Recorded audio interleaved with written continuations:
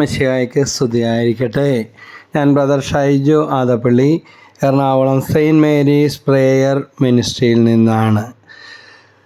ശത്രുത ശമിക്കുന്നതിനു വേണ്ടി, ശത്രുതയുടെ കെട്ടുകൾ അഴിയുന്നതിനു വേണ്ടിയുള്ള പ്രാർത്ഥനയാണ്. അങ്ങനെ ഒന്നുണ്ടോ? ഉണ്ട്.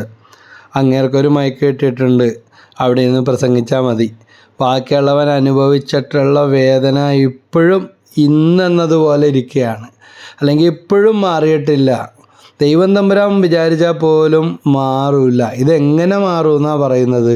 ചിലൊക്കെ പറയാറുണ്ട്, ഞാൻ മരിക്കണം അതൊക്കെ പൊറുക്കണമെങ്കിൽ എന്ന് പറയും.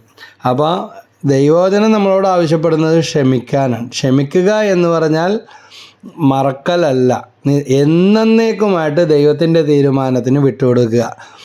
ശത്രുസ്നേഹം ക്രിസ്തുവിൻ്റെ മുദ്രയാണല്ലോ, മുദ്രാവാക്യമാണല്ലോ.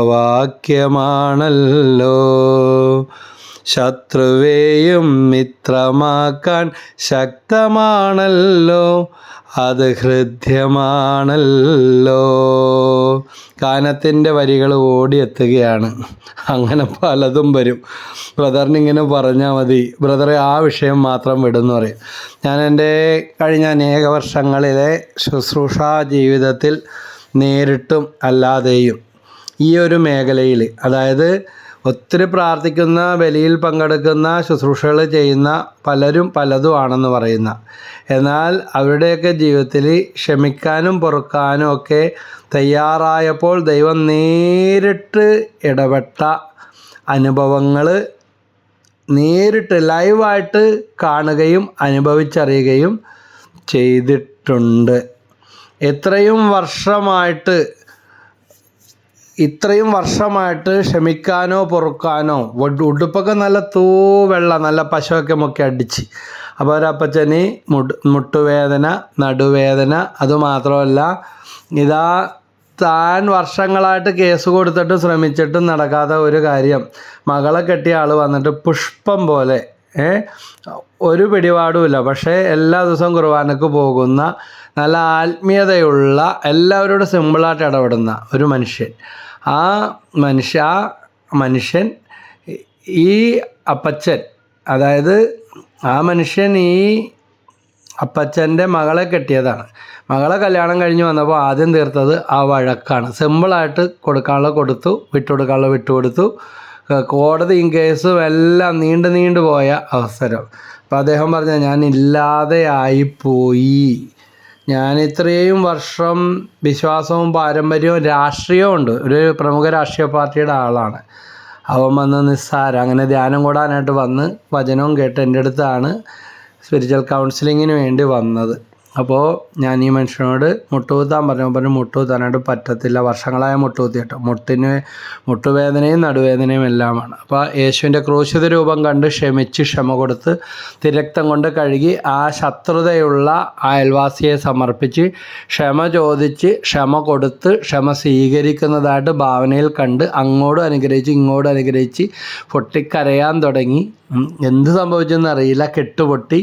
ഇതാ നടുവേദനയും മാറി, കാലുവേദനയും മാറി, മുട്ടുവേദനയും മാറി. ഈ വയസ്സാം കാലത്ത് ഇനി ഇതൊന്നും ഒരിക്കലും മാറാൻ പോണില്ലെന്ന് വിചാരിച്ച് അദ്ദേഹം സാക്ഷ്യപ്പെടുത്തി വളരെ സന്തോഷത്തോടെയാണ് പോയത്. അതുപോലെ തന്നെ മത്തായി സുവിശേഷം 5-ാം അധ്യായം 44-45 വാക്യത്തിൽ പറയുന്നുണ്ട്, ശത്രുക്കളെ സ്നേഹിക്കുവിൻ, നിങ്ങളെ പീഡിപ്പിക്കുന്നവർക്ക് വേണ്ടി പ്രാർത്ഥിക്കുവിൻ, അങ്ങനെ നിങ്ങൾ നിങ്ങളുടെ സ്വർഗസ്ഥനായ പിതാവിൻ്റെ മക്കളായിത്തീരും. നമ്മൾ അന്യരല്ല, മക്കളാണെന്നുള്ള ബോധ്യമുണ്ട്. കാരണം ഏതുമാകട്ടെ, ചിലർ പറയും, ബ്രദർ കാര്യം ശരിക്ക് കേൾക്കാഞ്ഞിട്ടാണ്, ബ്രദറിന് അത് മനസ്സിലാകാഞ്ഞിട്ടാണ് ബ്രദർ ഇങ്ങനെ ക്ഷമിക്കാൻ രമ്യതപ്പെടാൻ പറയുന്നത് പറയും. കാര്യം ഉള്ളതോ ഇല്ലാത്തതോ എന്തുമാകട്ടെ, നമ്മുടെ കർത്താവിൻ്റെ കൽപ്പനയാണ്, ശത്രുക്കളെ സ്നേഹിക്കുവിൻ, നിങ്ങളെ പീഡിപ്പിക്കുന്നവർക്ക് വേണ്ടി പ്രാർത്ഥിക്കുവിൻ. ഞാൻ ഓർക്കുകയാണ്, ഒരു ഭാര്യയും ഭർത്താവും തമ്മിലുള്ള പ്രശ്നം രണ്ട് വീട്ടുകാരും തമ്മിൽ ഏറ്റെടുത്ത് അവസാനം ഭർത്താവിൻ്റെ അമ്മയുടെ കൈ വാക്ക് തർക്കത്തിനിടയിൽ പുറകോട്ട് പിടിച്ച് പിരിച്ച്, അപ്പോൾ ഈ സഹോദരിയുടെ, അതായത് ഈ ഭർത്താവ് പറഞ്ഞില്ലേ, ഈ ഭർത്താവിൻ്റെ, അത് അയാളുടെ ഭാര്യയുടെ ആങ്ങള ക്രിമിനൽ കേസെടുക്കുന്ന വക്കീലിൻ്റെ ഗുമസ്തനാണ്. അപ്പോൾ അവൻ പറഞ്ഞ് കാണിച്ചു തരാം, അങ്ങനെയാണ് ഇങ്ങനെയാണ്, ഒരിക്കലും കൂടുതലെന്ന് പറഞ്ഞ് 2 കുട്ടികളും ഉണ്ട്. എൻ്റെ അടുത്ത് വന്നൊരു കേസാണ്. അപ്പോൾ കോടതിയിൽ ഡൈവേഴ്സിന് വേണ്ടിയൊക്കെ ഫയൽ ചെയ്തിട്ടുണ്ട്. കൊടിയ ശത്രുതയാണ്.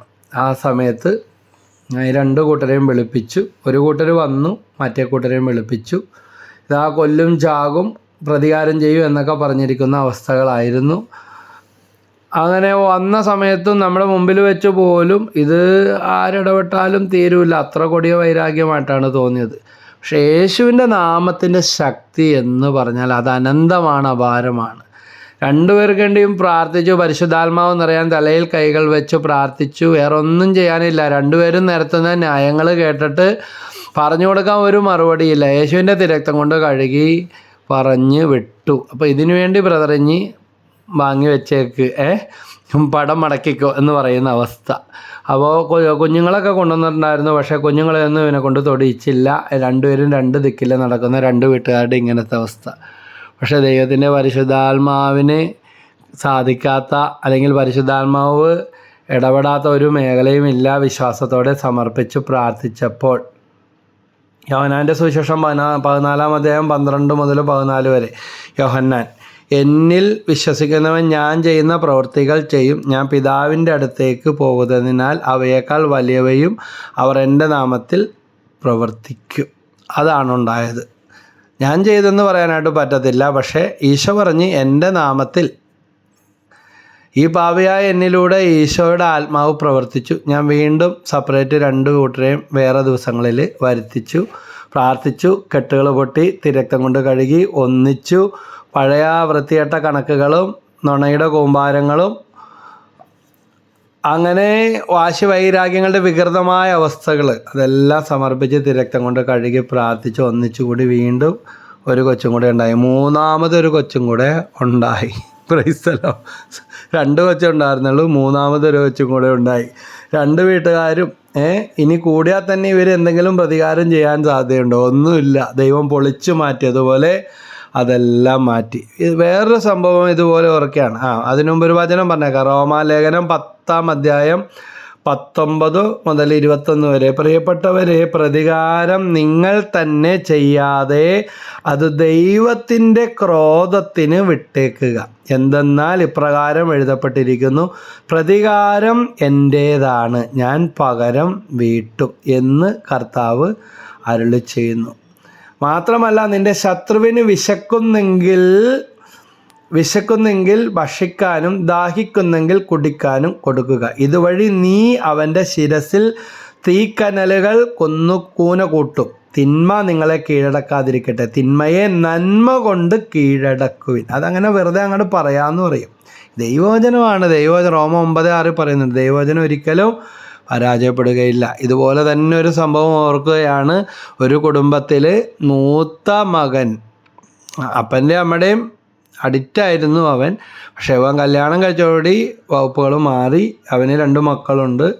അപ്പോൾ അപ്പൻ്റെ ജോലിയെല്ലാം ഇവന് നേരത്തെ എഴുതി കൊടുത്തതാണെന്നും പറഞ്ഞ് അവകാശം പറഞ്ഞുകൊണ്ടിരിക്കുന്ന മാതാപിതാക്കൾ ഞാൻ കഷ്ടപ്പെട്ടിട്ടാണ് ജീവിക്കുന്നതെന്ന് പറയുന്ന മൂത്ത മകൻ, വൈരാഗ്യം വരുമ്പോൾ നുണകൾ വരും, സത്യം വരും, പലതും വരും, കണക്കുകളൊക്കെ നിരത്തും, എങ്ങും എത്താതെ വരും. അവകാശവാദങ്ങൾ ഒരുപാട് പ്രഖ്യാപിക്കും. യോഹന്നാൻ 8:44 അവൻ നുണയനും നുണയുടെ പിതാവുമാണ്, അവനൊരിക്കലും സത്യത്തിൽ നിലനിന്നിട്ടില്ല, അവൻ്റെ വശക്കാരത് അനുഭവിക്കുന്നുവെന്ന് അവിടെ വചനത്തിൽ പറയുന്നുണ്ട്.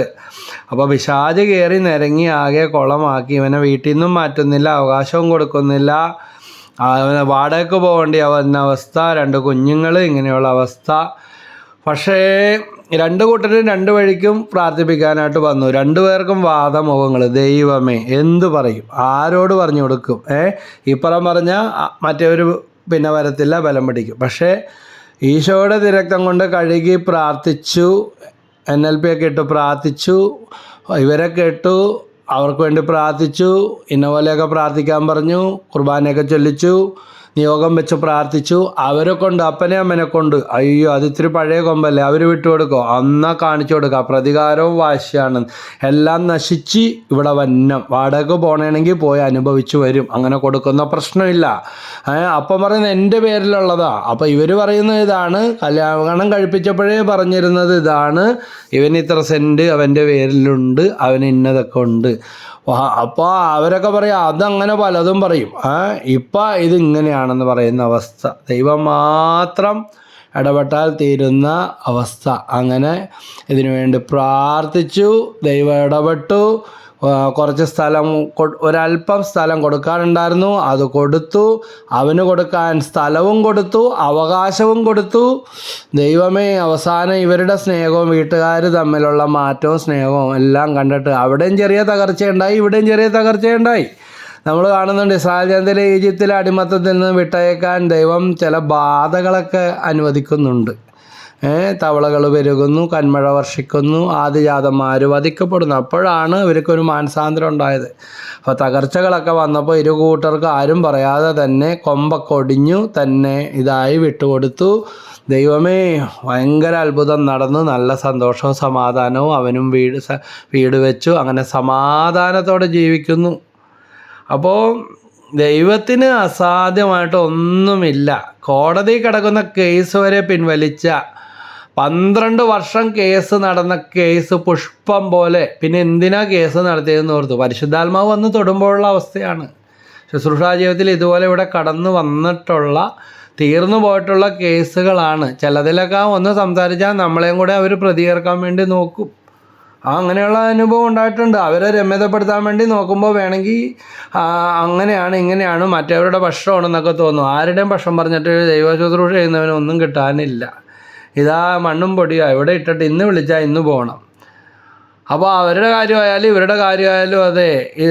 പിന്നെ മഹാനായ അലക്സാണ്ടർ ചക്രവർത്തി സമുദ്രത്തെ നോക്കി പറഞ്ഞു, നീ കരയായിരുന്നെങ്കിൽ നിന്നെയും ഞാൻ കീഴടക്കിയേനെന്ന്. പക്ഷേ പോകാൻ നേരം, മരിക്കാൻ നേരം അണികളോട് അദ്ദേഹം പറഞ്ഞതാ, മരിച്ചു കഴിയുമ്പോൾ എൻ്റെ 2 കൈയും ശവമഞ്ചത്തിന് പുറത്തേക്ക് ഇട്ടേക്കുക. എന്തിനാണെന്ന് ചോദിച്ചപ്പോൾ മഹാനായ അലക്സാണ്ടർ ലോകം മുഴുവൻ കീഴടക്കി, പക്ഷെ ഒന്നുമില്ലാതെ ഇത് മടങ്ങിപ്പോവുകയാണ്. ഇതാ സമുദ്രത്തോട് പറഞ്ഞതാണ്, നീ കരയായിരുന്നെങ്കിൽ ഞാൻ കീഴടക്കിയേനെ എന്ന് പറഞ്ഞ അലക്സാണ്ടറാണ്. ഇതാ വെറും കൈയോടെ പോയി. അതുകൊണ്ട് ഒന്നുമില്ല. ഇവിടെ ജീവിച്ചിരിക്കുമ്പോൾ മണ്ണും കരയും ഭൂമിയും മണ്ണും പെണ്ണും ഒക്കെ എല്ലാം ഉണ്ടാകും. പക്ഷേ എന്തിനു വേണ്ടിയാണ് ഈ മരിച്ചതെന്ന്, മരിക്കാൻ നോക്കിയത്, കൊല്ലാൻ നോക്കിയത്, ചാകാൻ നോക്കിയതെന്ന് അവസാനം ഓർക്കും. ഒരു ജീവിതവും നമുക്കുള്ളൂ. അതുകൊണ്ട് എന്നെ കേൾക്കുന്ന നിങ്ങളോട് പറയുന്ന കാര്യം ഇതാണ്.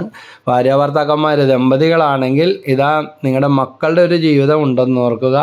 ഇനി മക്കളാണെങ്കിൽ ഓർക്കുക, നിങ്ങളുടെ മാതാപിതാക്കൾ ചോര നീരാക്കി കഷ്ടപ്പെട്ടവരാണ്. കണക്കുകൾ പറഞ്ഞ് തർക്കിച്ച് വിജയിക്കാൻ നോക്കണ്ട. എളിമപ്പെടുക. ദൈവം നമ്മളോട് കരുണ കാണിക്കും. അവരെ അനുഗ്രഹിക്കുക, ക്ഷമിക്കുക, മിണ്ടാതിരിക്കരുത്. 5-6 കൊല്ലം അപ്പനോട് വൈരാഗ്യം വെച്ചുകൊണ്ടിരുന്ന ഒരാൾ ആ വഴക്ക് പൊട്ടിച്ചു. കൗൺസിലിംഗ് എടുത്ത് NLP ഇട്ട് പ്രാർത്ഥിച്ചു. ആ വഴക്ക് അവസാനിപ്പിച്ചു. അപ്പനെ സ്നേഹിച്ചു, ക്ഷമ ചോദിച്ചു, നന്മ ചെയ്യാൻ വേണ്ടി തുടങ്ങിയപ്പോൾ ആ വ്യക്തിയുടെ ജീവിതത്തിൽ ഏറ്റവും പ്രധാനപ്പെട്ട തടസ്സപ്പെട്ട് കിടന്ന ഒരു കാര്യം സാധിച്ചു കിട്ടി. അത്രേ ഇപ്പോൾ പറയാനുള്ളത്. പ്രൈസലോ ഹല്ലേലൂയ. എന്തോരാണെന്ന് അറിയാമോ? സ്വർഗം തുറക്കപ്പെടുന്ന അനുഭവങ്ങൾ ലൈവായിട്ട് കണ്ടത്, ഈ ഭൂമിയിൽ കണ്ടത് ഇതുപോലത്തെ അനുഭവങ്ങളില്ല. ചത്താലും കൂടുമില്ല, ഇങ്ങനത്തെ ഒരു അപ്പൻ എനിക്കില്ല എന്ന് ശപഥപൂർവ്വം പറഞ്ഞിരുന്നതാണ്. അപ്പോൾ ശരിയാ, നിങ്ങളുടെ സ്ഥാനത്ത് ഞാനാണെങ്കിലും ചിലപ്പോൾ മണ്ടന്മാരെ പോലെ നമ്മൾ സംസാരിക്കേണ്ടി വരും. അല്ലെങ്കിൽ അവർ എഴുന്നേറ്റ് പോയി കളയും. അടുത്ത സ്ഥലത്തോട്ട് അവർ ഓടും. അവർ വേണമെങ്കിൽ പോയി ഉടമ്പടി ചെയ്തോളാം എന്ന് പറയും. പക്ഷേ നാളെ ആരോ പറഞ്ഞതാ, ഞാൻ ചെയ്തത് കള്ള ഉടമ്പടിയാണ്, അല്ലെങ്കിൽ പിന്നെ ബന്ധന പ്രാർത്ഥന ഉള്ള സ്ഥലത്ത് പോകാമെന്ന് പറയും. അങ്ങനെ പല ഇന്ന് ഒത്തിരി ഇങ്ങനെ പരന്നു കിടക്കല്ലേ. എവിടെ പോയാലും മത്തായി 5:23 പറയുന്നുണ്ട്, നീ ബലിയർപ്പിക്കാൻ ബലിപീഠത്തിലേക്ക് കാഴ്ചയുമായിട്ട് വരുമ്പോൾ എന്ത് ചെയ്താലും ഏറ്റവും പ്രധാനപ്പെട്ട കാര്യം അത്, നിൻ്റെ സഹോദരന് നിന്നോട് എന്തെങ്കിലും വിരോധമുണ്ടെന്ന് തോന്നുന്ന പക്ഷം ബലിവസ്തു അവിടെ വെച്ചിട്ട് രമ്യതപ്പെട്ട് വന്ന് ബലി അർപ്പിക്കുക. അപ്പോൾ ബലി സ്വീകരിക്കും. പ്രൈസലോ. അപ്പം ശത്രുത അഴിച്ചാലേ ബലി സ്വീകരിക്കുള്ളൂ. ആൾക്കാരെ കാണിക്കാൻ വേണ്ടി നൊവേനക്ക് വരുന്ന അല്ലെങ്കിൽ കുർബാനക്ക് വരുന്ന, വചനം കേൾക്കാൻ വരുന്നവർക്ക് 100 ബണ്ണ് മേടിച്ച് കൊടുത്തത് കൊണ്ടോ, നിൻ്റെ മനസ്സിൻ്റെ ഒരു തരിപ്പിന് വേണ്ടി നേർച്ച കൊടുക്കുന്നു, കാഴ്ച കൊടുക്കുന്നു. അതിനൊന്നും അവഹേളിക്കുകയല്ല, കഴിവുള്ളവരൊക്കെ കൊടുത്തോ.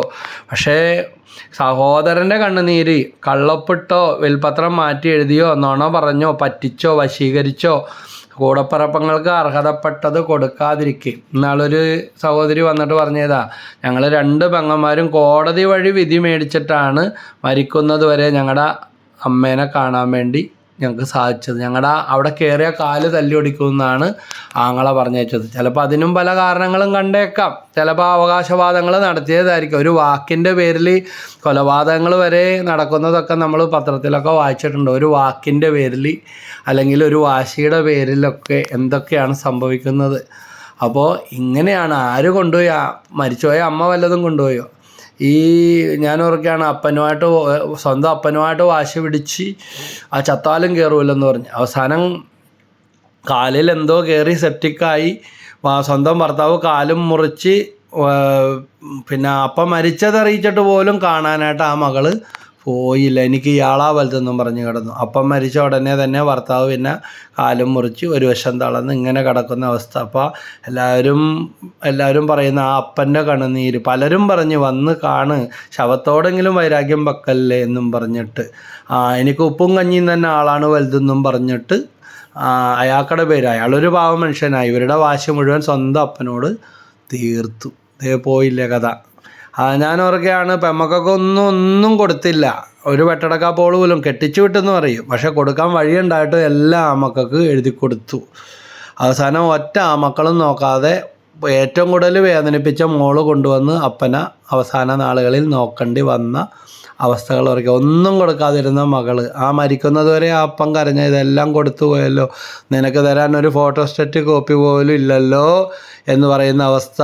ഏസാവിനെ പറ്റിച്ച യാക്കോബ്, അതിന് കൂട്ടുനിന്ന അമ്മ, അപ്പൻ. അപ്പനോട് ഏസാവ് ഒരു അനുഗ്രഹമെങ്കിലും തന്നാൽ മതി എന്നും പറഞ്ഞ് യാചിക്കുമ്പോൾ അനുഗ്രഹത്തിൻ്റെ ഒരു ഫോട്ടോസ്റ്റാറ്റ് പോലും ബാക്കി വെച്ചില്ല. അതെല്ലാം ഞാൻ അവന് കൊടുത്തു കഴിഞ്ഞു എന്ന് പറയുന്ന അവസ്ഥ. പക്ഷേ ബൈബിൾ വായിക്കുമ്പോൾ ഉൽപ്പത്തി പുസ്തകത്തിൽ നമ്മൾ കാണുന്നുണ്ട്, യാക്കോബ് എല്ലാം പറ്റിച്ച് പോയി കഴിഞ്ഞ് പിന്നെ ദൈവം ഏസാവിനെയും അനുഗ്രഹിച്ചു. സമ്മാനങ്ങളും കാഴ്ചകളും കൊടുത്ത് ഏസാവിൻ്റെ പ്രീതി മേടിക്കാൻ യാക്കോബ് പ്രീതി മേടിക്കാനായിട്ട് മടങ്ങി വരുമ്പോൾ ഏസാവ് സ്നേഹപൂർവ്വം പറയുന്നുണ്ട്, അങ്ങ് പോയതിൽ പിന്നെ അതൊന്നും വേണ്ട, ആ സ്നേഹം മതി, അങ്ങ് പോയതിൽ പിന്നെ ദൈവം എന്നെയും ഒരുപാട് അനുഗ്രഹിച്ചു. സ്വന്തം അപ്പം പറഞ്ഞതാണ് ഒന്നും തരാനില്ല, എല്ലാം ഞാൻ അവന് കൊടുത്തു കഴിഞ്ഞു എന്ന്. അപ്പോൾ എല്ലാം കൊടുത്തു കഴിഞ്ഞു എന്ന് പറഞ്ഞതാണ്. പക്ഷേ ഒന്നും കൊടുക്കാനില്ല എന്ന് അപ്പം പറഞ്ഞെടുത്ത് ദൈവം ഈ ഏസാവിനെ ഒരുപാട്, ഏസാവ് യാക്കോബ് സഹോദരന്മാരാണല്ലോ, ഏസാവിനെ ഒരുപാട് അനുഗ്രഹിച്ചു കഴിഞ്ഞിരുന്നു. ഹല്ലേലൂയ. യേശുവേ നന്ദി. നമ്മുടെ ജീവിതത്തിൽ അപ്പം തന്നില്ല, അമ്മ തന്നില്ല, വീട്ടുകാർ തന്നില്ല എന്ന് പറയുന്ന അവസ്ഥകളുള്ളവർ ഈ വചനം ഉൽപ്പത്തി 33:11 ഇവിടെ എടുത്തിട്ടുണ്ട്. അങ്ങയുടെ മുമ്പിൽ കൊണ്ടുവന്നിരിക്കുന്ന ഈ സമ്മാനങ്ങൾ ദയവായി സ്വീകരിക്കുക. കിട്ടേണ്ട സമയത്ത് കിട്ടിയില്ല, കൊടുക്കേണ്ട സമയത്ത് കൊടുത്തില്ല. ചിലർ അങ്ങനെ വാശി പിടിച്ചിരിക്കുന്ന കൊമ്പുള്ള ആൾക്കാരൊക്കെ ഉണ്ട്. ഇനി ഒട്ട് വേണ്ടെന്നും പറയും. എളിമപ്പെടുക, ദൈവം അനുവദിക്കുന്ന പോലെ ദയവായി സ്വീകരിക്കുക. ഉൽപ്പത്തി 33:11 മുതൽ ദയവായി സ്വീകരിക്കുക. ആരാണ്? യാക്കോബ് പറയണേ. എന്നാൽ ദൈവം എന്നോട് കാരുണ്യം കാണിച്ചിരിക്കുന്നു, എല്ലാം എനിക്ക് വേണ്ടത്ര ഉണ്ട്. അവൻ നിർബന്ധിച്ചപ്പോൾ ഏസാവ് അത് സ്വീകരിച്ച്. കണ്ട, ആരും വിഷമിപ്പിക്കരുത് കേട്ടാ. പണ്ട് തന്നില്ല, ഇപ്പോഴാ തന്നത്, ഇപ്പോഴാ വന്നത്, എന്തിനാ വന്നത് ചോദിക്കരുത്. അന്ന് വന്നില്ല. നമ്മളാരുമല്ല. എളിമപ്പെട്. ഏസാവ് പറഞ്ഞു, നമുക്ക് യാത്ര തുടരാം, ഞാൻ നിൻ്റെ മുമ്പേ നടക്കാം. യാക്കോബ് പറഞ്ഞു, അങ്ങേക്കറിയാമല്ലോ മക്കളൊക്കെ ക്ഷീണിച്ചിരിക്കുകയാണെന്ന്. കറവയുള്ള ആടുമാടുകൾ എൻ്റെ കൂടെയുണ്ട്. ഒരു ദിവസത്തേക്കാണെങ്കിലും കൂടുതലായി ഓടിച്ചാൽ അവ ചത്തുപോകും. എന്തൊരു നയംമാറ്റമാണ് നമ്മൾ ഇവിടെ കാണുന്നത്. ഉൽപ്പത്തി 33:10 യാക്കോബ് അപേക്ഷിച്ചു, അങ്ങനെയല്ല, അങ്ങ് എന്നിൽ സംപ്രീതനാണെങ്കിൽ എൻ്റെ കയ്യിൽ നിന്ന് ഈ സമ്മാനം സ്വീകരിക്കുക. കാരണം ദൈവത്തിൻ്റെ മുഖം കണ്ടാൽ എന്ന പോലെയാണ് ഞാൻ അങ്ങയുടെ മുഖം കണ്ടത്. അത്രയ്ക്ക് ദയയോടെയാണ് അങ്ങ് എന്നെ സ്വീകരിച്ചത്. ആര്? നമ്മളാണെങ്കിൽ വടിവാളും ഉണ്ടാക്കി വെച്ചുകൊണ്ടിരിക്കും. രണ്ടും ഞാൻ കൊടുത്തിരിക്കും ബ്രദറെ എന്ന് പറയുന്ന ആളുകളെയൊക്കെ കണ്ടിട്ടുണ്ട്. ഞാൻ പണി ഞാൻ കൊടുത്തിരിക്കും, എൻ്റെ അടുത്ത് കളിച്ചാൽ കളി പഠിപ്പിക്കും എന്ന് പറയും. പക്ഷേ ഇവിടെ ഏസാവ് ദൈവത്തിൻ്റെ മുഖം ഏസാവിൽ യാക്കോബ് കാണുകയാണ്.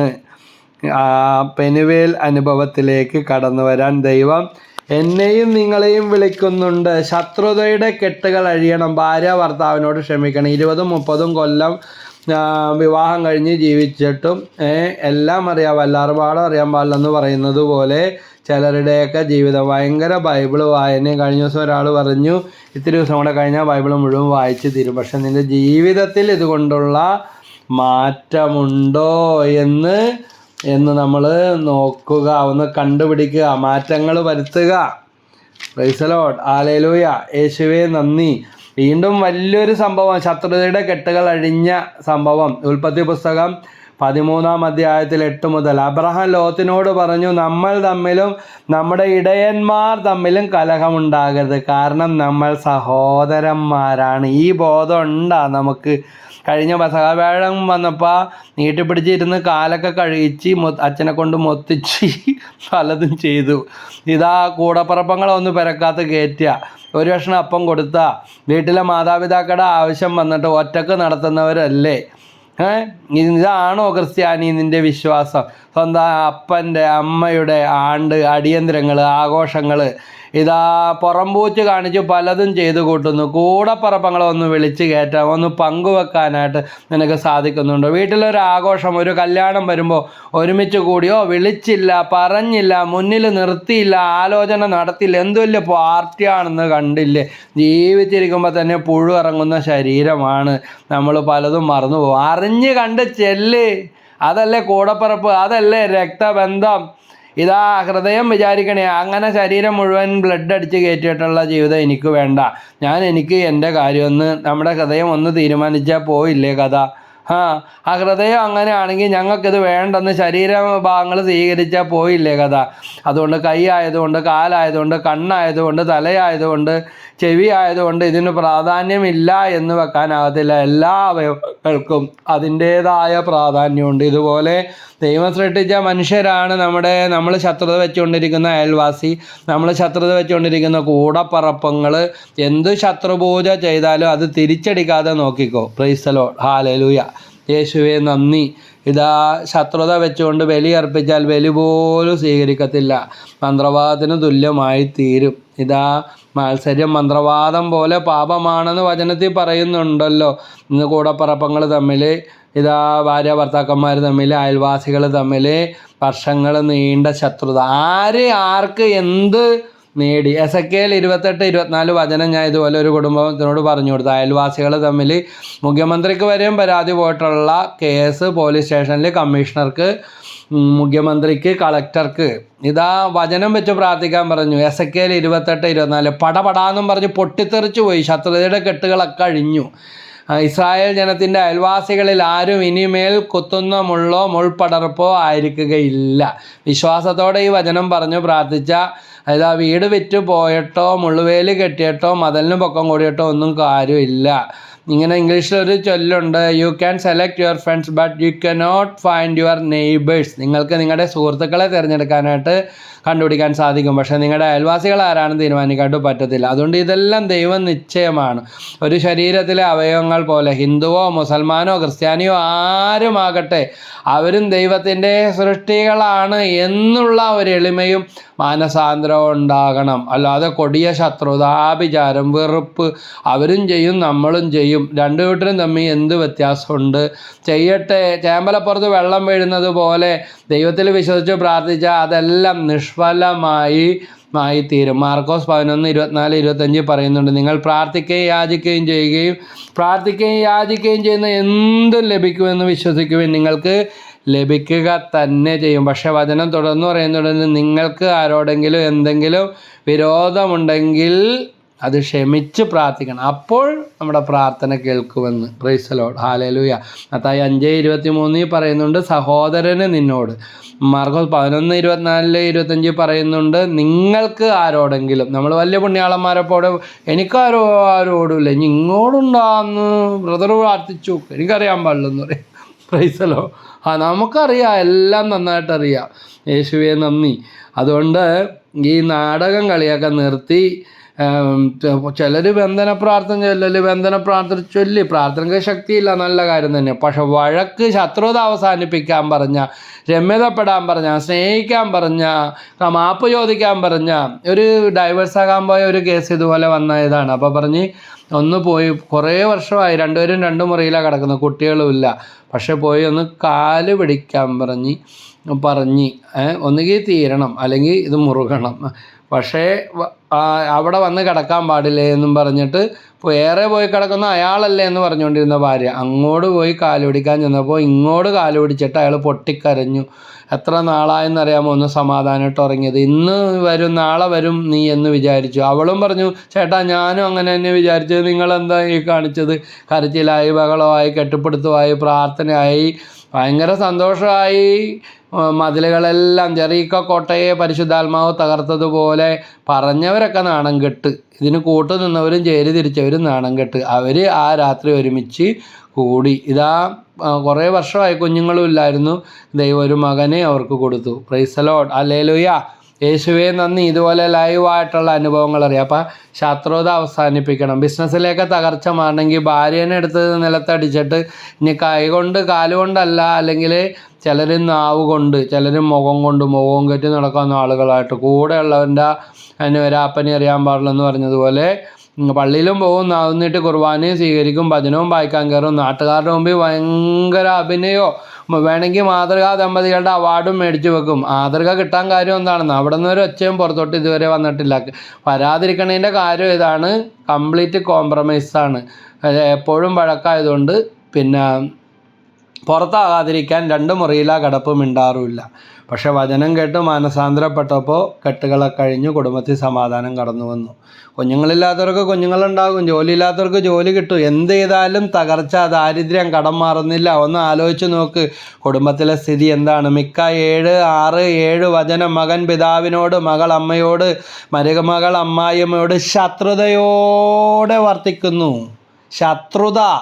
പിശാച് കയറി കൊട്ടാരം കെട്ടി, കുടിലല്ല കൊട്ടാരം കെട്ടി വസിക്കുകയാണ്. എന്നിട്ടും പറയാം ആരോ എന്തോ ചെയ്തു വെച്ച്.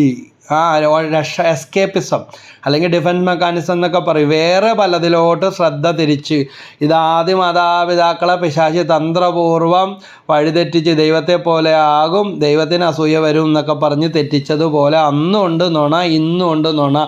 സഭക്കെതിരെ തിരിച്ചുവിടും, അച്ഛന്മാർക്കെതിരെ തിരിച്ചുവിടും, സിസ്റ്റേഴ്സിനെതിരെ തിരിച്ചുവിടും. അങ്ങനെ നിൻ്റെ പള്ളി പോക്ക് മുടക്കും, കുർബാനക്കെതിരെ തിരിച്ചുവിടും.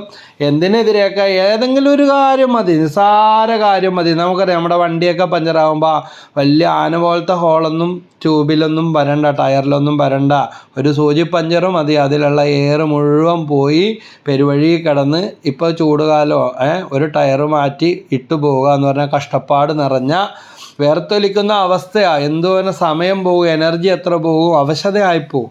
കഴിഞ്ഞ ദിവസം വഴി കിടന്ന ഒരാൾ ഇതുപോലെ 2 പേര് കൂട്ടിന് ഒരാളുണ്ട്, ടയർ അടിക്കുന്നത് കണ്ടിട്ട് വണ്ടി ഓടിച്ച് റോഡിൽ കൂടി പോകാൻ പറ്റുന്നില്ല, അത്രക്ക് തീ പൊള്ളുന്ന ചൂട്. കോട്ടയം പോയി വരുന്ന വഴി കണ്ട സീനാണ്. എൻ്റെ ദൈവമോ, സമ്മതിച്ചു പോയി ദൈവമേ. പഞ്ചറായ ഒരു ചെറിയ സൂചി പഞ്ചറോ മറ്റുള്ളൂ. പക്ഷേ ഇതുപോലെയാണ് നമ്മുടെ ജീവിതത്തിൽ ഇതാ പിശാച് കയറി വരുന്ന അവസ്ഥ. മകൻ പിതാവിനോട്, മകൾ അമ്മയോട്, മരുമകൾ അമ്മായിയമ്മയോട് നിന്നയോടെ വർത്തിക്കുന്നു. അമ്മായിയമ്മ ഇങ്ങനെയാണ്, വലിയ വണ്ടി ചെറിയ വണ്ടീനെ ഇടിച്ചാൽ എപ്പോഴും കുറ്റം മുഴുവൻ വലിയ വണ്ടിക്കാ. ഇതുപോലെ തന്നെയാണ് അമ്മായിയപ്പൻ എന്നൊക്കെ പറഞ്ഞുകൊണ്ടിരിക്കും. അതുപോലെ നമ്മളൊക്കെ ജീവിച്ച കാലമൊക്കെ മാറി. അവർ ജനറേഷൻ ഗ്യാപ്പൊക്കെ ഉണ്ട്. നമ്മൾ പറയുന്ന ലെവലിലൊന്നും പിള്ളേർക്ക് അതേപോലെ മരുമക്കൾക്ക് അല്ലെങ്കിൽ മക്കൾക്ക് ഉൾക്കൊള്ളാനോ എന്ന് പറഞ്ഞ് തോന്നുമ്പടി നടക്കട്ടെ എന്നല്ല. ഇത്രയായ നമുക്ക് ക്ഷമിക്കാനും പൊറുക്കാനും സാധിക്കുന്നില്ല, പിന്നെ അവരുടെ കാര്യം പറഞ്ഞിട്ട് കാര്യമുണ്ട്? ആത്മീയരെന്ന് അഭിമാനിക്കുന്നവരോട് പോലും കാണിച്ചു കൂട്ടുന്ന പേക്കൂത്തുകൾ എത്ര വലുതാണ്. അതുകൊണ്ട് ദൈവത്തിൻ്റെ അത്രമേൽ ക്രൂശിതൻ്റെ കൃപ ഉണ്ടെങ്കിൽ മാത്രമേ ക്ഷമിച്ച് ഭാര്യ ഭർത്താവിനോട്, ഭർത്താവ് ഭാര്യയോട്, മാതാപിതാക്കൾ മക്കളോട്, മക്കൾ മാതാപിതാക്കളോട് ക്ഷമിച്ചാൽ കെട്ടുകൾ അഴിയും. ഇനി വയറ്റിൽ കിടന്നപ്പോൾ, ഗർഭിണിയായിരുന്നപ്പോൾ വെറുപ്പും വാശിയും വൈരാഗ്യവും കാണിച്ചു തരാം. ഇതാണ് ഇന്ന് മക്കളിലൂടെ പുറത്ത് വന്നിട്ട് മാതാപിതാക്കന്മാരെ പെരുവഴിയിലാക്കുന്ന രീതിയിൽ അഭിനയിച്ച് നിന്നിട്ട് ഒറ്റ മുങ്ങാണ്. ലോണും അടക്കത്തില്ല, കിട്ടിയത് കിട്ടിയില്ലെന്ന് പറയും, ജോലി കിട്ടിയാലും ഇല്ലെന്ന് പറയും, അല്ലെങ്കിൽ നുണകൾ പറഞ്ഞ് വരുമാനങ്ങൾ കുറച്ച് കാണിക്കും, വീട്ടിലെ ലോണും അടക്കത്തില്ല, മാതാപിതാക്കളോട് കരുണയില്ല. പറ്റുമെങ്കിൽ ഏജ്ഡ് കെയറിലൊക്കെ ഉണ്ട്, അങ്ങനെയൊക്കെ ഉണ്ട് പല സ്ഥാപനങ്ങൾ. അവിടെയൊക്കെ കൊണ്ടുപോയി ന്യൂട്രലി ആക്കി കളയും. അല്ലെങ്കിൽ ആ മോൻ്റെ കൂടെ കഴിഞ്ഞ ദിവസം ആരോ വിളിച്ച് പറഞ്ഞ ഇതാ 2 പെണ്ണും 2 ആണും, അപ്പോൾ അമ്മ ഇവിടെ തന്നെ നിൽക്കണം, എന്തിനാ അവിടെ പോട്ടെ ഇവിടെ പോട്ടെ എന്ന്. മറ്റേ മോൻ കൊണ്ടുപോയി നല്ല അന്തസ്സായിട്ട് അവർ വിളിച്ചവർ തന്നെ പറയും നന്നായിട്ട് നോക്കും. പക്ഷേ ബാക്കി 2 സ്ഥലത്തോട്ടും പല പല കാര്യങ്ങൾ പറഞ്ഞുകൊണ്ടിരിക്കുകയാണ്. ഒരു മോൻ്റെ ഭാര്യ പറയുന്നു ഞങ്ങൾക്ക് അവിടെ പോകണം, ഞങ്ങൾക്ക് കാനഡയിൽ പോകണം, ഞങ്ങൾക്ക് UK പോകണം, ഇവരിവിടെ നിൽക്കുന്നതുകൊണ്ട് ഞങ്ങൾക്ക് പറ്റത്തില്ല. ദൈവമേ, പലിശയില്ലാ കടോണിട്ടാ ഓർത്തോ എന്നെ കേട്ടുകൊണ്ടിരിക്കുന്ന ഏതെങ്കിലും മക്കൾ മാതാപിതാക്കളുടെ കണ്ണുനീര് വീഴ്ത്തിയിട്ട് നിങ്ങൾ ഇവിടെ സ്വർഗം കെട്ടിപ്പടുക്കാൻ ശ്രമിക്കുന്നുണ്ടെങ്കിൽ ഭീഷണിയൊന്നുമല്ല, അത് വേദനാജനകമാണ്. ഇവിടെ വെച്ച് ആരംഭിക്കാത്ത സ്വർഗവും ഇല്ല, ഇവിടെ നിന്ന് ആരംഭിക്കാത്ത നരകവും ഇല്ല. Price the lord, hallelujah. യേശുവേ നന്ദി. ഉൽപ്പത്തി പുസ്തകത്തിൽ നമ്മൾ കാണുന്നുണ്ട് സ്വത്ത് പങ്കുവെച്ച അബ്രാമും ലോത്തും. ഇതാ അബ്രാമിൻ്റെ സിംപ്ലിസിറ്റി. ലോത്ത് നല്ലതെല്ലാം അടിച്ചെടുത്തു. ജോർദാൻ സമതലം മുഴുവൻ ഫലപുഷ്ടിയുള്ളതാണെന്ന്, ഉള്ള ഭൂമിയാണെന്ന്, ജലപുഷ്ടിയുള്ളതാണെന്ന് ലോത്ത് കണ്ടു. അത് കർത്താവിൻ്റെ തോട്ടം പോലെയും, ഉൽപ്പത്തി 13:10 മുതൽ കേട്ടോ, സോവാറിലെ തോട്ടം പോലെയും നേരെയുള്ള ഈജിപ്തിലെ മണ്ണ് പോലെയുമായിരുന്നു. കർത്താവ് സോദോമും ഗൊമോറയും നശിപ്പിക്കുന്നതിന് മുമ്പുള്ള അവസ്ഥയായിരുന്നു അത്. ദൈവമേ, എന്തെങ്കിലും നട്ടാൽ വെള്ളം പോലും ഒഴിക്കണ്ട, വളവും ഇടണ്ട. പക്ഷേ സോദോമും ഗൊമോറയും ദൈവം നശിപ്പിക്കുന്നതിന് മുമ്പുള്ള അവസ്ഥ എല്ലാം ന്യൂട്രൽ അടിച്ചെടുത്തു. കരുണ കാണിച്ചില്ല. സഹോദരൻ്റെ എളിമയും ക്ഷമയും മുതലെടുത്തു. ഭക്തനാണെന്ന് വിചാരിച്ച് മിണ്ടുന്നില്ല എന്ന് വിചാരിച്ച് അടിച്ചെടുത്തു. ഇതാ ആബേലിൻ്റെ രക്തം പോലെ ഇന്ന് എത്രയോ കുടുംബങ്ങളിൽ വസ്തുവിൻ്റെ കുഴപ്പം, പറമ്പിൻ്റെ കുഴപ്പം, കള്ളപ്പിട്ടെടുത്തു, ഇടിയിച്ചെടുത്തു, വേറെ പലതും പറഞ്ഞ് നയത്തിൽ പറ്റിച്ചെടുത്തത് ഇന്ന് നമുക്ക് സമാധാനത്തോടെ കിടന്നുറങ്ങാൻ പറ്റുന്നുണ്ടോ, അനുഭവിക്കാൻ പറ്റുന്നുണ്ടോ? പുകച്ചിൽ എന്ന് പറയും, ഊതിപ്പറത്തി പോകുന്ന അവസ്ഥ. എന്തെങ്കിലും ഒന്ന് നട്ടിട്ട് പോലും പാകത്തിനൊരു വിളവ് പോലും ലഭിക്കുന്നില്ല, രോഗമൊഴിയുന്നില്ല, സമാധാനം ഇല്ല. ഇതാ ചൊളിവിനെ കണ്ടിട്ട് പോയി ചാടി വീണ് മേടിച്ചതാ തല്ലുപിടിക്കുന്ന വസ്തു. അല്ലെങ്കിൽ ഇതാ എല്ലാവരെയും മയത്തിൽ ഒഴിവാക്കിയിട്ട് ശക്തൻ മറ്റുള്ളവരുടെ മേൽ ആധിപത്യം നേടി എല്ലാം സ്വന്തമാക്കി. പക്ഷേ ഇതാ നീതി ന്യായവും കൊണ്ട് ദൈവത്തെ പറ്റിക്കാൻ ആർക്കും പറ്റത്തില്ല. അതുകൊണ്ട് ഓർക്കുക, സഖറിയ 5:3-4 പറയുന്നുണ്ട്, കള്ളൻ്റെയും കൊള്ളക്കാരൻ്റെയും ഭവനത്തിലേക്ക് ശാപത്തിൻ്റെ ചുരുൾ കടന്നു വരുന്നതിനെക്കുറിച്ച്. അവിടെ കടന്ന് ദ്രവിപ്പിക്കും, പൊടിപ്പിക്കും. അധികം ആരെയും വിഷമിപ്പിക്കുന്നില്ല. ആത്മശോധന ചെയ്യുക, ശത്രുത അവസാനിപ്പിക്കുക. തെറ്റുപറ്റാത്ത മനുഷ്യരാരുമില്ല, നമുക്കും തെറ്റുകൾ പറ്റിയിട്ടുണ്ട്. ഈ വചനങ്ങൾ പറഞ്ഞു പ്രാർത്ഥിക്കുക, ശത്രുതയുടെ കെട്ടുകൾ അഴിയാൻ. സ്ഥലസംബന്ധമായ പ്രശ്നങ്ങൾ, വസ്തു വഴക്കുകൾ, ഓഹരി പ്രശ്നങ്ങളൊക്കെ ഉള്ളവർ ഉൽപ്പത്തി 13:8 മുതൽ 18 വരെയുള്ള വാക്യങ്ങൾ വായിച്ച് പ്രാർത്ഥിക്കുക. ദൈവപ്രാർത്ഥന അനുഗ്രഹിക്കേണ്ടതുപോലെ തന്നെ അനുഗ്രഹിച്ചു. ഇച്ചിരി താമസം വന്നാലും പലിശയും അതിൻ്റെ കൂട്ടുപലിശയും മുതലും എല്ലാം അടക്കം നമുക്ക് കിട്ടാതെ പോയത്, അല്ലെങ്കിൽ നാവ് കൊണ്ട് നേടിയത്, ആൾബലം കൊണ്ട് നേടിയത്, കേസ് കൊണ്ട് നേടിയതെന്ന് വിചാരിക്കുന്നത് നമ്മൾ പോലും വിചാരിക്കാത്ത വഴിക്കുള്ളിൽ സുഹൃതവും അനുഗ്രഹമായി വരും. ഇനി പറ്റിച്ചും വഞ്ചിച്ചെടുത്തതിൻ്റെത് ഇതാ ഏറ്റവും ആവശ്യ സമയത്ത് ഊതിപ്പറത്തി പോകുന്ന അവസ്ഥ. ജെറമിയ 17:9-10 ഹൃദയം മറ്റെന്തിനേക്കാൾ കാപട്യമുള്ളതാണ്, ശോചനീയമാംവിധം അത് ദുഷിച്ചതുമാണ്. കർത്താവായ ഞാൻ ഹൃദയത്തെ പരിശോധിച്ചറിയുകയും ഓരോ മനുഷ്യനും താങ്കളുടെ പ്രവൃത്തിക്കും ജീവിത രീതിക്കും അനുസരിച്ച് പ്രതിഫലം കൊടുക്കല്ലേ, കണക്ക് ചോദിക്കുമെന്ന് പറയുന്നുണ്ട്. അപ്പോൾ ശത്രുത ശമിക്കാൻ നമ്മൾ പ്രാർത്ഥിക്കാൻ എടുക്കേണ്ട വചനങ്ങൾ സങ്കീർത്തനം 23:5-6 വാക്യങ്ങൾ. എൻ്റെ ശത്രുക്കളുടെ മുമ്പിൽ അവിടുന്ന് എനിക്ക് വിരുന്നൊരുക്കുന്നു. എൻ്റെ ശിരസ് തൈലം കൊണ്ട് അഭിഷേകം ചെയ്യുന്നു. എൻ്റെ പാനപാത്രം കവിഞ്ഞൊഴുകുന്നു. എൻ്റെ നന്മയും കരുണയും, അവിടുത്തെ നന്മയും കരുണയും ജീവിതകാലം മുഴുവൻ എന്നെ അനുഗമിക്കും. ഈ വചനം ഒന്ന് വെച്ച് പ്രാർത്ഥിക്കാൻ തുടങ്ങി. മനുഷ്യൻ്റെ തന്നില്ല, വീട്ടിൽ നിന്ന് തന്നില്ല, കൂടപ്പറപ്പങ്ങൾ തന്നില്ല, ജോലി സ്ഥലത്ത് പറ്റിച്ചു, ഷെയർ എടുത്ത ആൾ പറ്റിച്ചു, പാർട്ട്ണർ പറ്റിച്ചു, അയൽവാസി പറ്റിച്ചു എന്ന് പറയുന്നവർ ഇതാ കഴിഞ്ഞ ദിവസം പറഞ്ഞ ഇതാണ്, വഴിക്ക് സ്ഥലം വിട്ടുകൊടുത്തിട്ട് അടച്ച് കെട്ടിക്കളഞ്ഞു. കൊടുക്കാമെന്ന് പറഞ്ഞ പൈസ കൊടുത്തില്ല. ഇതൊക്കെ പലിശയില്ല കടമാണ്. ദൈവം കാണും. ഒരുപാട് പ്രതീക്ഷയോടെയാണ് വഴിക്ക് സ്ഥലം വിട്ടുകൊടുത്തത്. അപ്പോൾ അതിന് പറഞ്ഞ ന്യായമായ പൈസ കൊടുത്തില്ല. ബലപ്രയോഗത്തിലൂടെ ഡോക്യുമെൻ്റ് ആക്കുന്നതിന് മുമ്പ് അടച്ച് കെട്ടിക്കളഞ്ഞു. കൂടെ നിൽക്കാൻ രാഷ്ട്രീയ പാർട്ടിക്കാരോ കൊടികളോ നിറങ്ങളോ ഒക്കെ ഉണ്ടാകും. പക്ഷേ ഇതൊക്കെ ചെയ്തു കൂട്ടുന്നതിൻ്റെ പ്രാക്കിലൂടെ നമ്മൾ തന്നെ കടന്നു പോകണ്ടേ എന്നുള്ള കാര്യമാണ് കഷ്ടം. അപ്പോൾ ഓരോ മനുഷ്യനും താങ്കളുടെ പ്രവൃത്തികൾക്കനുസരിച്ച് പ്രതിഫലം കൊടുക്കുമെന്ന് ജെറമ്യാ 17. നമുക്ക് സിമ്പിളായിട്ട് പറയാം, കാക്കക്കൂട്ടിൽ കുയിൽ മുട്ടയിട്ടാൽ അവസാനം മുട്ട വിരിഞ്ഞ് കുയിൽ പറന്നു പോകും. അത്രേ എനിക്ക് പറയാനുള്ളൂ. ആരും കാണുന്നില്ല, അറിയുന്നില്ല, കോടതി തന്നതാണ്, വിധി വന്നതാണെന്നൊക്കെ പറയും. മനസാക്ഷിയിൽ നെഞ്ചിൽ കൈവച്ച് വന്ന് ആലോചിച്ച് നോക്ക്. വിട്ടുകൊടുക്കാനുള്ളത് വിട്ടുകൊടുക്ക്, ക്ഷമിക്ക്, മാറ്റം വരുത്ത്. സങ്കീർത്തനം 23:5-6, സങ്കീർത്തനം 108:13 അടുത്ത വചനം. ദൈവം കൂടെ ഉണ്ടെങ്കിൽ ഞങ്ങൾ ധീരമായി പൊരുതും, അവിടെ നിന്നാണ് ഞങ്ങളെ ചവിട്ടി മെതിക്കാനായിട്ട് പോകുന്നത്. ഈ വചനം. രണ്ടാമത്തെ വചനം അതാണ്. ശത്രുത ശമിക്കാൻ, കേസുകൾ അവസാനിക്കാൻ, വഴക്കുകളിൽ നിന്ന് വിടുതൽ ലഭിക്കാൻ, പരിശുദ്ധാത്മാവ് നിറയാൻ വേണ്ടി നമ്മൾ പ്രാർത്ഥിക്കേണ്ട വചനങ്ങൾ. അപ്പോൾ 2 വചനങ്ങൾ പറഞ്ഞു കഴിഞ്ഞു. മൂന്നാമത്തെ വചനം യെശയ്യാ 54:14-17 വരെ. നീതിയിൽ നീ സുസ്ഥാപിതയാകും, മർദ്ദനഭീതി നിന്നെ തീണ്ടുകയില്ല, ഭീകരത നിന്നെ സമീപിക്കുകയില്ല, നിന്നോട് കലഹിക്കുന്നവർ നീ മൂലം നിലം പതിക്കും. കർത്താവ് അരുളി ചെയ്യുന്നു, നിന്നെ ഉപദ്രവിക്കാൻ ഉണ്ടാക്കിയ ഒരായുധവും ഫലപ്രദമാവുകയില്ല. നിനക്കെതിരെ വിധി പ്രസ്താവിക്കുന്ന എല്ലാ നാവുകളെയും നീ ഖണ്ഡിക്കും. കർത്താവിൻ്റെ ദാസരുടെ പൈതൃകവും എൻ്റെ നീതി നടത്തലുമാണ് അത്. എങ്ങനെയുണ്ട്? സൂപ്പറല്ലേ? നല്ല ശക്തമായ വചനം. ഈ വചനത്താൽ എന്നെ നിറക്കണമേ. എൻ്റെ ജീവിതത്തിലെ ശത്രുതകൾ ഞാൻ ക്ഷമിക്കുന്നു, ക്ഷമ കൊടുക്കുന്നു. ഓരോ വ്യക്തിയെയും ക്രൂശിത രൂപത്തിൻ്റെ മുമ്പിൽ കണ്ടിട്ട് യേശുവിൻ്റെ തിരത്തം കൊണ്ട് അവരെ കഴുകി ഭാവനയിൽ കണ്ട് ക്ഷമ ചോദിക്കുന്നതായിട്ട്, ക്ഷമ കിട്ടുന്നതായിട്ട് കണ്ട്, ഇങ്ങോട്ട് പറയുന്നതായിട്ട് കണ്ട്, കരഞ്ഞു പോകണമെങ്കിൽ കരഞ്ഞു പോയിക്കോട്ടെ. ഈശോയുടെ അനുഗ്രഹം അവരനുഗ്രഹിച്ച് നിങ്ങൾ പ്രാർത്ഥിക്കുക. ഇങ്ങോട്ടും അനുഗ്രഹിക്കുന്നതായിട്ട് കാണുക. എന്നിട്ട് യേശുവേ നന്ദി, യേശുവേ സ്തുതി എന്ന് പറഞ്ഞ് ഭാഷാപരം ഉള്ളവരാണെങ്കിൽ ഭാഷാപരത്തിലൊക്കെ സ്തുതിച്ചു പ്രാർത്ഥിക്കുക. വലിയ ബന്ധനം അഴിയും, പരിശുദ്ധാത്മാവിൻ്റെ അഭിഷേകമുണ്ടാകും. ലൂക്ക 1:52 പറയുന്നുണ്ട്, അവിടുന്ന് ശക്തന്മാരെ സിംഹാസനത്തിൽ നിന്ന് മറിച്ചിട്ടു. ഈ വചനം കൂടെ പറഞ്ഞ് പ്രാർത്ഥിക്കാം. 4-ാമത്തെ വചനം. വചനത്തിൻ്റെ അഭിഷേകത്താൽ എനിക്ക് നീതി നടത്തി തരണമേ. വീണ്ടും ജെറമ്യാ 20:11.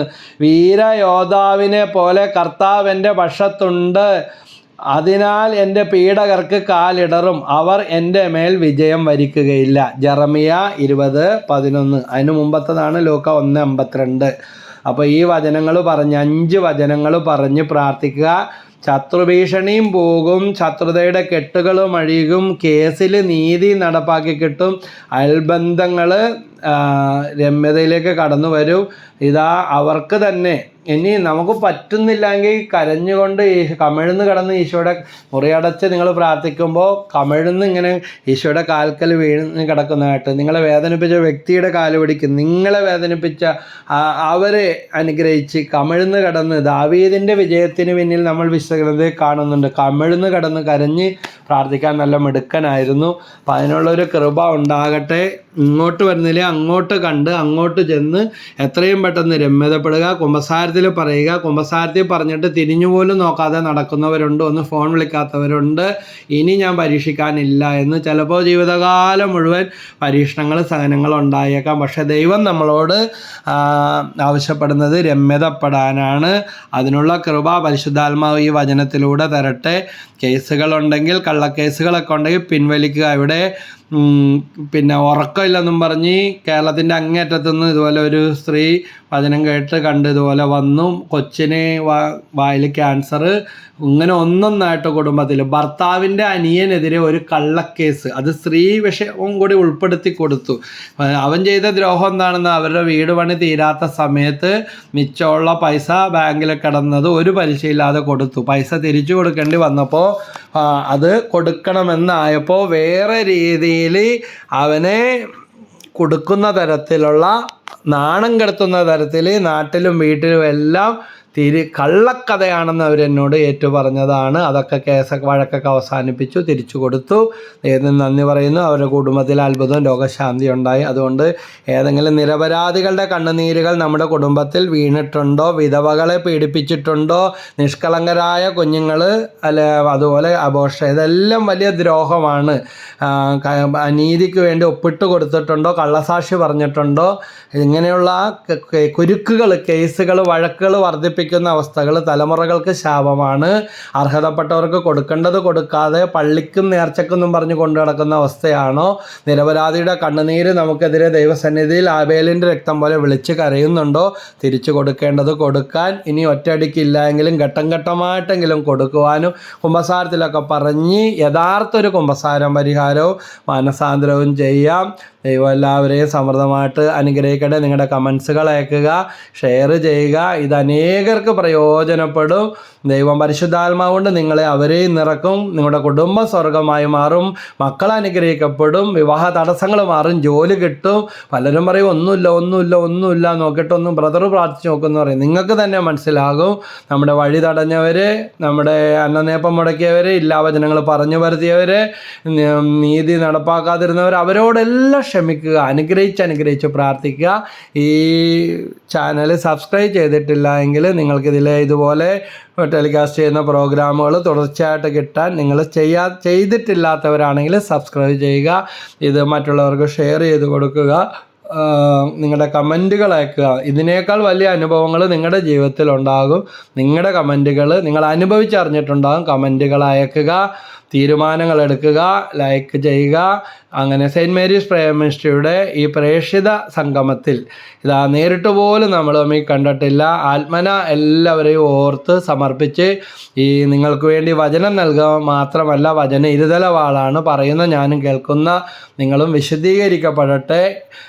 ഇന്ന് തമ്പുരാൻ വിളിച്ചാൽ നമ്മൾ ഇന്ന് പോകണം. പിന്നെ എന്തിനു വേണ്ടിയാണ് ഈ വരിഞ്ഞു മുറുകി വഴക്കും കേസും? അപ്പോഴുള്ളത് തീർത്ത് കളയുക. പിന്നെയും ഉണ്ടായേക്കാം ഉള്ളത്. മരണം വരെ ക്ഷമിച്ചും പുറത്തും നന്മ ചെയ്തും മുന്നോട്ട് പോകാം. പരിശുദ്ധ അമ്മയുടെ തൃപ്പാദം വഴി എല്ലാ സങ്കടങ്ങളും ദൈവസന്നിധിയിലേക്ക് സമർപ്പിക്കുന്നു. ദൈവമേ അവരെ അനുഗ്രഹിക്കണമേ.